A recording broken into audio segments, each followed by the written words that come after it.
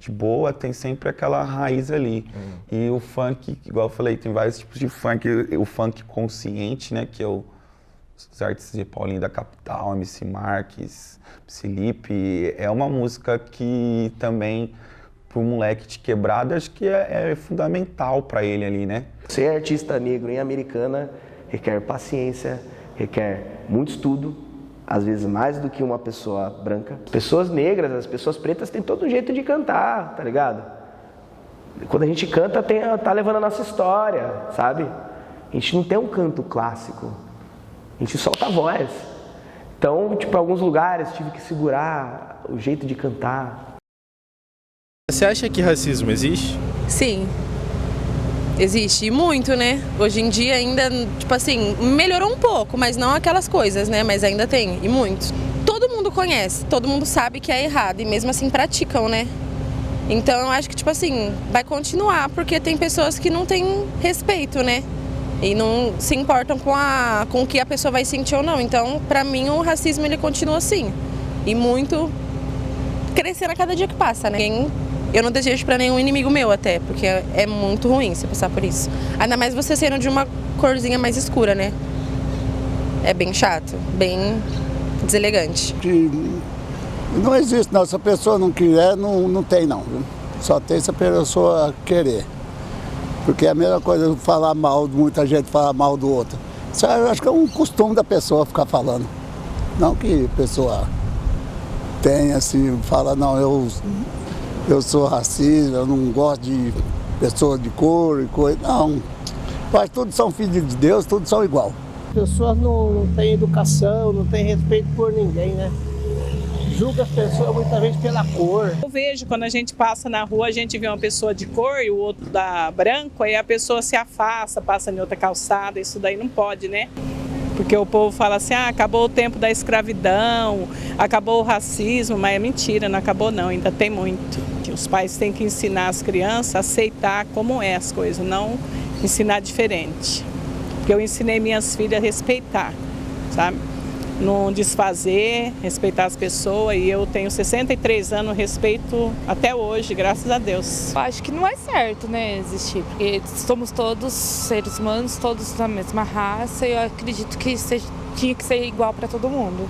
Racismo existe em todo lugar, a toda hora, em todo momento. Ainda é triste porque nós, como sociedade, a gente tem que se unir, né? E não ficar cada vez mais desunido, como a gente infelizmente está hoje em dia. As pessoas falam que não tem preconceito, não sei o quê, mas acho que no fundinho todo mundo tem um pouquinho, né? Às vezes é pelo aspecto da pessoa, tipo de cabelo que a pessoa usa. Então, indiretamente, a gente não assume, mas às vezes a gente tem essas atitudes indesejáveis. Eu não tenho esse tipo, nunca tive, porque eu acho que todos nós somos iguais perante a Deus e perante a tudo, né? Mas a gente presencia, às vezes, algumas coisas assim. Mas eu acho que existe dos dois lados. Quando alguém chama você de branquelo, ou quando alguém fica invocado com uma pessoa negra, né? Que não pode falar negro, né? Hoje a linguagem mesmo é preto, né? E tem gente que se morde até quando você confunde essas duas falas, negro e preto. Mas nunca ninguém vê quando alguém chama uma pessoa de branquela. Um julga de uma forma, outros julgam de outras. É complicado. E a Rede Todo Dia, dando continuidade à série de reportagens sobre racismo, conversa hoje com o advogado Dr. Eduardo Teixeira, que é presidente da Comissão de Igualdade Racial da OAB. Existe há um ano essa comissão aqui da OAB, já teve 2 palestras. Eu gostaria que o senhor comentasse um pouquinho sobre o assunto. Nesse ano de trabalho da Comissão da Igualdade Racial OAB Americana, nós desenvolvemos a palestra em homenagem aos 134 anos da libertação dos escravos, relembrando, né, esse ato tão importante na história do Brasil. Vamos lembrar que o Brasil ficou escravizado por mais de 350 anos. Então, comemorar ou reviver este momento de libertação dos escravos se faz de suma importância, lembrando dos nossos antepassados, que viveram, que sofreram aquele momento de escravidão. A segunda ocorre no mês de novembro, que é o Dia da Consciência Negra. O Dia da Consciência Negra também é um dia memorável para se lembrar de pessoas que lutaram em prol ao movimento negro, almejando o status social, igualdade, né, de raça. O senhor é formado pela Unisal, trabalha como advogado e também é professor na Escola Neuza, como o senhor bem disse. E qual a importância de comentar sobre este assunto em sala de aula, na escola estadual? É um horizonte muito grande, né? Porque tem grande diversidade de pessoas ali, né?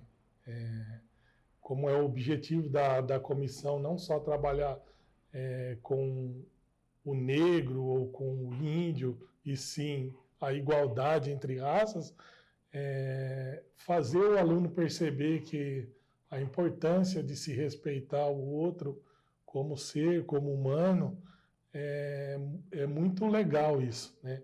Até mesmo porque eles recepcionam bem esse tipo de palestra. Realizei na escola Neuza, semana passada até, dia 25, que se comemora o Dia da Mulher Negra, né, América Latina, uma palestra com o assistente social Josefa, que falou com um grupo de alunos referente ao tema o Dia da Mulher Negra.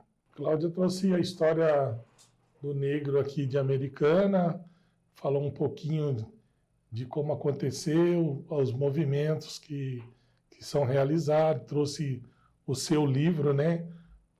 O livro que ela escreveu sobre a história do negro de Americana, e ela foi complementada com o Dr. Emerson Dalgalberto falando sobre o aspecto legal, né, da Lei 7716, que é a lei do racismo, e então ele acabou abordando o que pode acontecer, quais são as medidas jurídicas cabíveis em relação ao crime de racismo no Brasil. A lei de racismo, ela aborda o aspecto quando você atinge uma coletividade, né? O racismo, ele não pode ser considerado simplesmente o ato de eu trabalhar uma única pessoa. É claro que existe, né? Mas a ofensa tem que ser relativa à coletividade. Quando eu abordo uma pessoa, isso se trata de injúria racial. É uma outra modalidade que tem uma implicação um pouco menor na legislação do que o racismo propriamente dito. Qual que seria o caminho? Bom, você se sentiu ofendido, se sentiu, de uma certa forma, injuriado com a atitude de outra pessoa, se sentiu como se estivesse sofrendo um ato de racismo, no primeiro momento você deve procurar a delegacia de polícia, realizar um boletim de ocorrência, e esse boletim de ocorrência ele terá um prazo aí depois de 6 meses para que você possa oferecer a denúncia e será julgado no fórum da localidade onde o ato aconteceu. E lá será tomadas atitudes e o juiz dirá ou não se é racismo, se não é racismo e qual é a punibilidade. Uma vez ocorrendo isso daí também, cabe à vítima uma reparação em danos morais, né? Uma reparação em danos morais que pode correr junto com o processo criminal. A gente chama de ação civil ex delite, né? Que é uma ação civil que ocorre junto com o processo criminal. Ele vai ser julgado e, uma vez configurado o crime de racismo, cabe a essa pessoa uma reparação a ser determinada pelo juiz.